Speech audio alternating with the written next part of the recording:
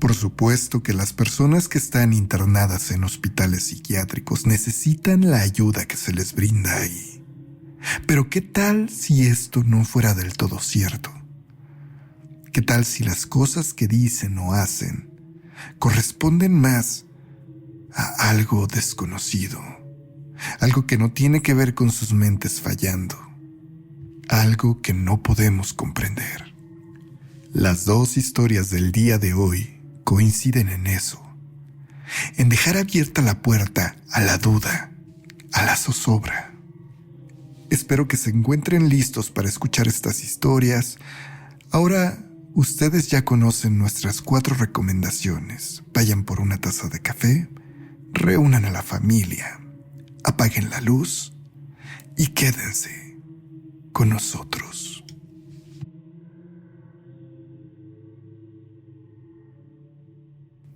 Hace más de 35 años que muchos hospitales psiquiátricos en España cerraron debido a la aprobación de la Ley General de Sanidad, que llevó a la reforma psiquiátrica. Muchos de estos lugares tenían condiciones horribles para los pacientes y aplicaban tratamientos inhumanos como los electroshocks o las lobotomías. El presupuesto con el que contaban también era muy bajo, así que siempre hacía falta dinero, por lo que nunca era posible aspirar a mejores instalaciones, tratamientos o personal. Mi madre trabajó como enfermera en uno de estos lugares, pero déjenme decirles que tal era la necesidad de estos hospitales que mi mamá no tenía estudio alguno en enfermería. Ella entró como cocinera y a partir de ahí llegó hasta ese puesto. Pero en fin, en aquel lugar mi madre vivió infinidad de cosas extrañas y esta es una de las más inquietantes.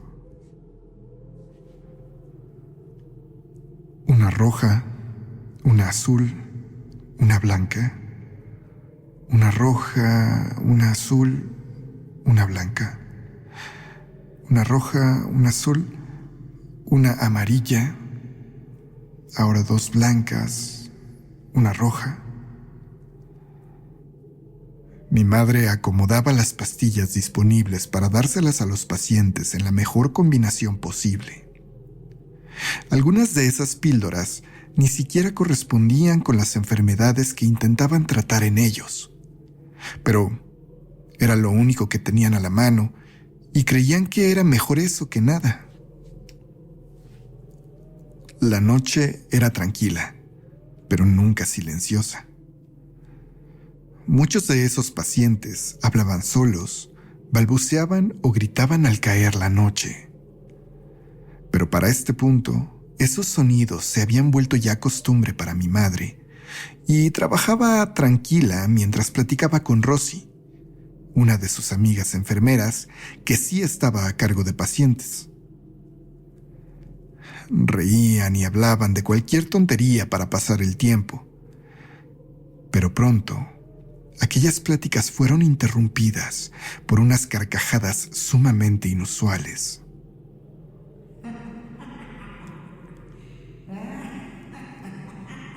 Esas risas venían del Salón 3, una habitación enorme con 6 camas de hospital, pero que solamente tenía 3 de ellas ocupadas.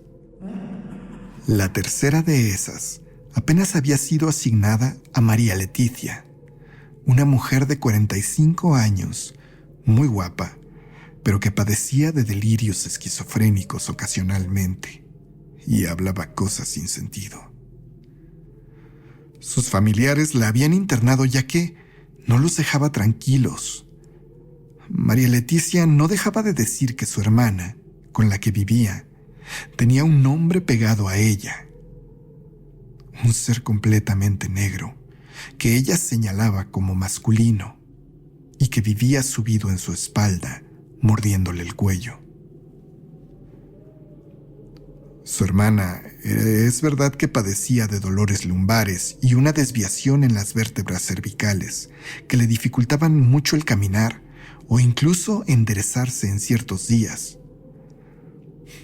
Ella no parecía estar muy contenta con que su hermana le estuviera atribuyendo su problema físico a cosas fuera de la realidad. Eventualmente, tras años de disgustos, decidieron internar a su hermana, esperando que el tratamiento proporcionado pudiera ayudarla. Pero la realidad es que María Leticia estaba completamente lúcida la mayor parte del tiempo, y en los momentos restantes, probablemente se manifestaba en ella algo que no era esquizofrenia. Rosy, mi madre y unos camilleros corrieron a aquella habitación de donde venían las risas. Las 3 pacientes que ahí se encontraban gozaban de lucidez el 90% del tiempo, por lo que era innecesario que durmieran amarradas. Pero en caso de un ataque, podrían necesitar ser sujetadas a fin de no hacerse daño. Cuando ellos llegaron, las risas se habían detenido. María Leticia estaba sentada en su cama mientras que sus 2 compañeras estaban acostadas con los ojos totalmente abiertos, sin perderla de vista. ¡Ayuda!, susurró una de ellas apenas entre sus sábanas. Rosy, entonces, junto con uno de los camilleros, se acercaron a María Leticia, la recostaron suavemente mientras le preguntaban qué ocurría, y ella no opuso ninguna clase de resistencia. Volvió a su posición en la cama sin resistirse en lo más mínimo. Los camilleros no sabían si sujetarla o no a la cama, y Rosy, en ese momento, le preguntó a sus compañeras de habitación por qué estaba riéndose María. Una de ellas, la que había susurrado anteriormente, le dijo que ella no era la que se estaba riendo, o al menos no como pensaban. La risa venía de ella, pero siempre tuvo la boca cerrada, dijo aquella paciente. Rosy hizo un gesto con la cabeza para que los camilleros la sujetaran. Si bien nadie de ellas había visto nada extraño, y la explicación de las compañeras de cuarto de María podría, a primera vista, parecer sumamente irracional, lo cierto es que no era ni de cerca la primera vez en que cosas inexplicables ocurrían en ese lugar, por lo que, para estar seguros, era mejor mantener a esa mujer amarrada durante esa noche, y a la mañana siguiente se vería qué harían. Rosy, Bolita, Marta ya pronto va a venir conmigo,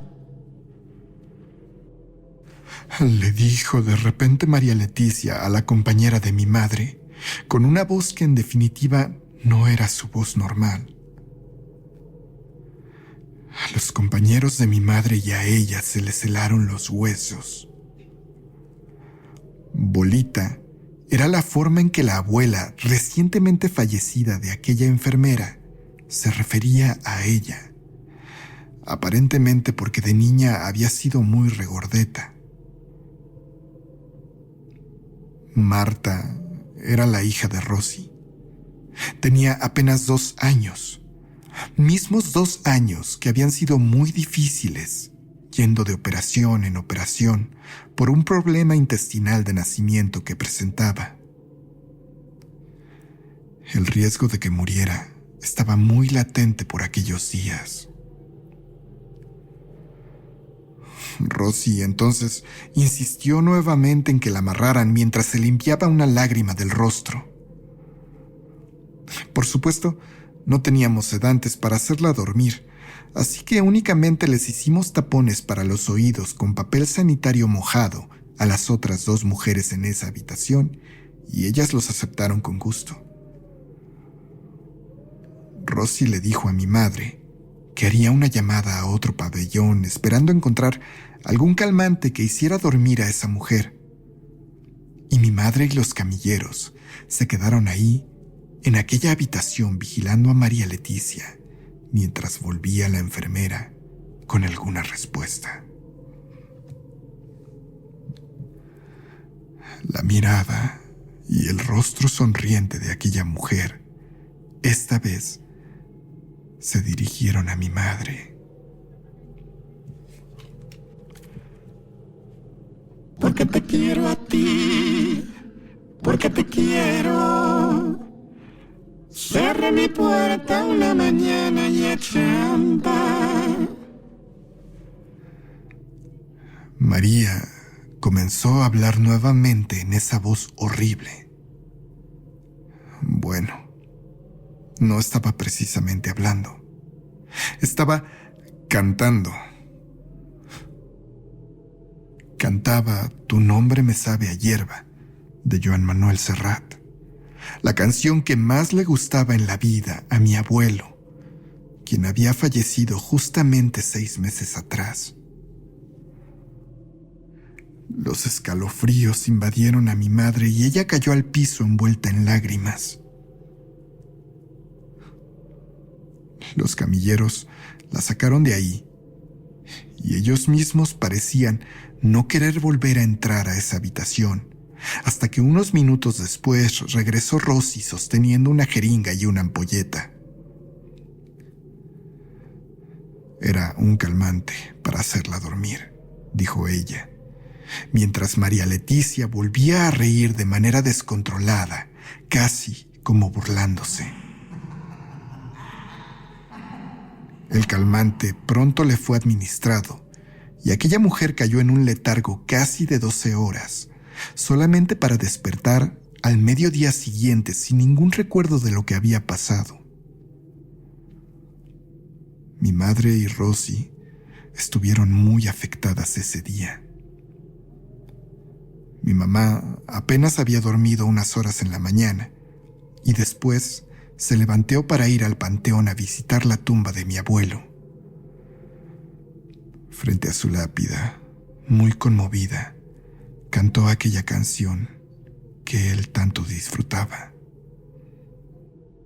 Rosy, por su parte, recibió excelentes noticias de la salud de su hija. Al parecer, de acuerdo a sus últimos análisis, todo iba por muy buen camino. Afortunadamente, con el tiempo, esa niña creció sin ningún problema. María Leticia fue dada de alta muy pronto al no volver a presentar ninguna clase de episodio extraño con el que los médicos pudieran evaluarla. Lo cierto es que después de esa noche, cualquiera que ocupara una cama en esa habitación del sanatorio decía ver una sombra negra que aparecía detrás de la cama 3 cada madrugada. Una sombra que los vigilaba. Una sombra que reía desde la penumbra.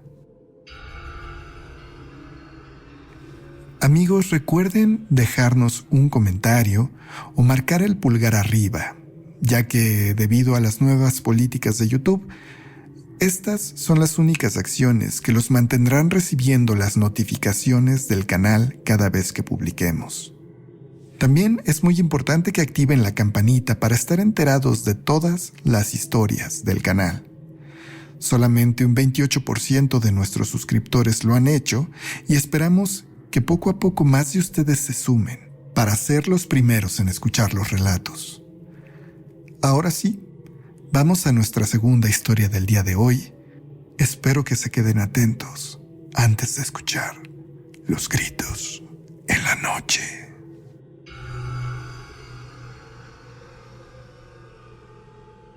Estoy segura que muchos psiquiatras y psicólogos están predispuestos a no creer en lo paranormal, o al menos no de forma pública. Seguramente habrá muchos de ellos que en lo privado se pueden permitir abrir su mente a lo desconocido, pero la mayoría están cerrados a ello. Hoy tengo 48 años y estoy felizmente casada con mi marido desde hace 15 años. Pero es mi segundo matrimonio. Mi primer esposo lo tuve a los 22 años. Él tenía 28 y estaba iniciando en la psiquiatría. 6 años después, abrió su consultorio privado y durante ese tiempo yo fungí como recepcionista, secretaria y ayudante en general. Créanme que el tipo de pacientes que se pueden ver en un lugar así, aunque no era un hospital, es muy perturbador. Una noche, casi al retirarnos, tocaron a la puerta. Se trataba de un joven, probablemente de unos 25 años. Su apariencia era muy particular.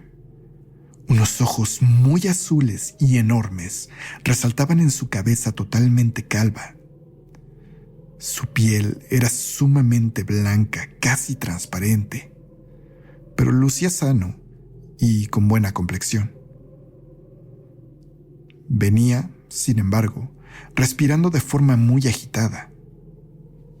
Pidió una consulta con el doctor, y aunque normalmente no lo hubiera aceptado, mi entonces marido lo vio respirando extraño y le permitió pasar. Me quedé en la recepción, mientras al otro lado de la puerta, en el consultorio, podía escuchar a mi marido hablando con aquel hombre. Pasaron casi 40 minutos hasta que mi marido abrió la puerta. Me vio con cara de extrañeza y en voz alta me pidió pasar a hacer anotaciones. Eso era totalmente nuevo y anormal, así que supuse que lo que en realidad quería era que yo pasara a escuchar algo en específico. Entonces, mi amigo, ¿qué era lo que estaba diciendo?, le dijo mi entonces esposo, y aquel hombre comenzó a hablar una serie de palabras aleatorias hasta que se detuvo y armó una frase coherente.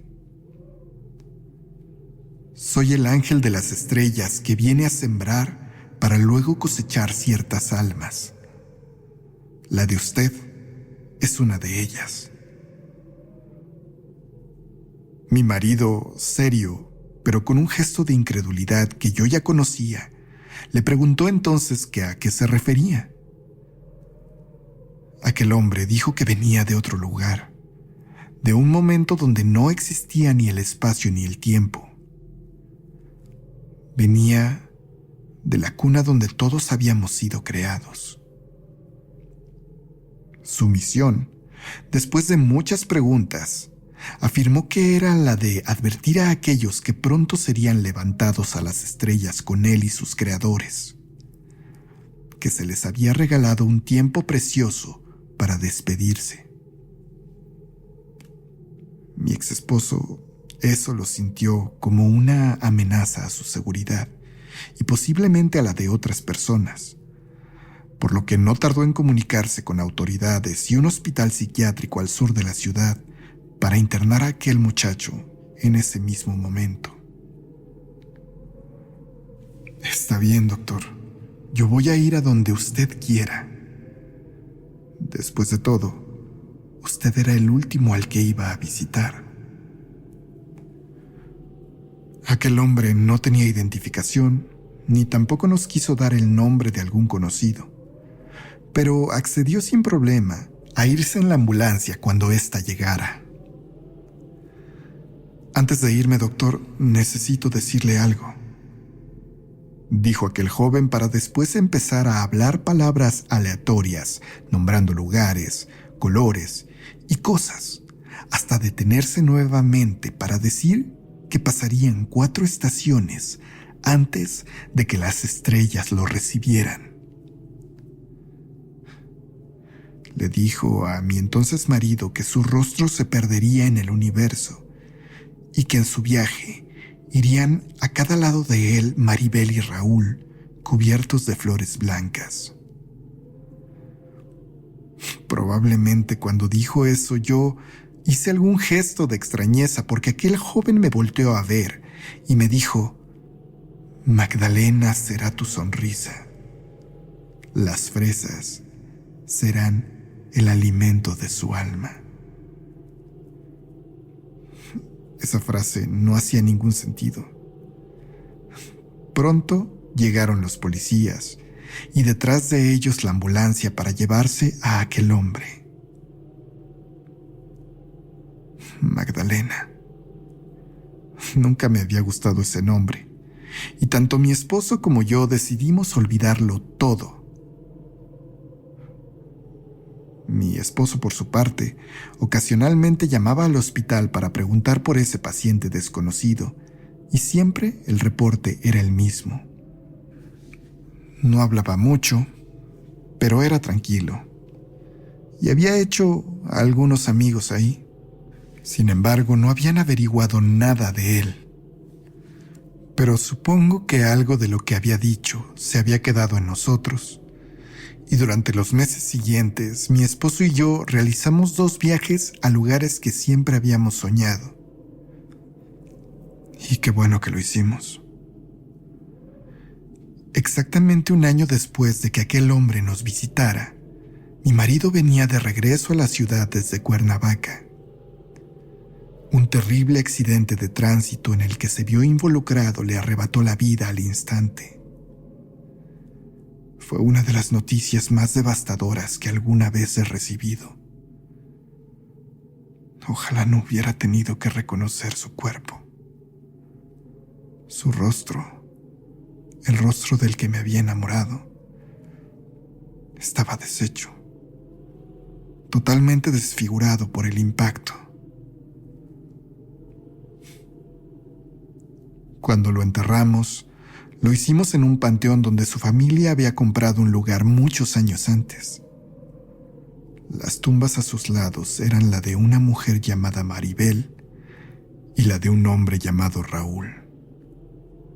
Ambas, al parecer, habían sido visitadas recientemente porque estaban llenas de flores blancas, frescas. A los pocos años, conocí a mi actual marido y eventualmente nos volvimos padres de 2 niñas. La mayor de ella, Laura, fue muy difícil de concebir. Tuve 2 abortos espontáneos antes de poder llegar a término con un embarazo. Laura es fanática de las fresas. Cuando nació, mi esposo quiso ponerle un segundo nombre. A mí no me gustaba del todo, pero era importante para él. El nombre que eligió fue el de su abuela, quien había sido la encargada de criarlo y a quien le debía el hombre en el que se había convertido. Magdalena se llamaba. Mi hija se llama Laura Magdalena. Sobre aquel joven que nos visitó, lo cierto es que después de la muerte de mi esposo, y consternada por las coincidencias, llamé al psiquiátrico.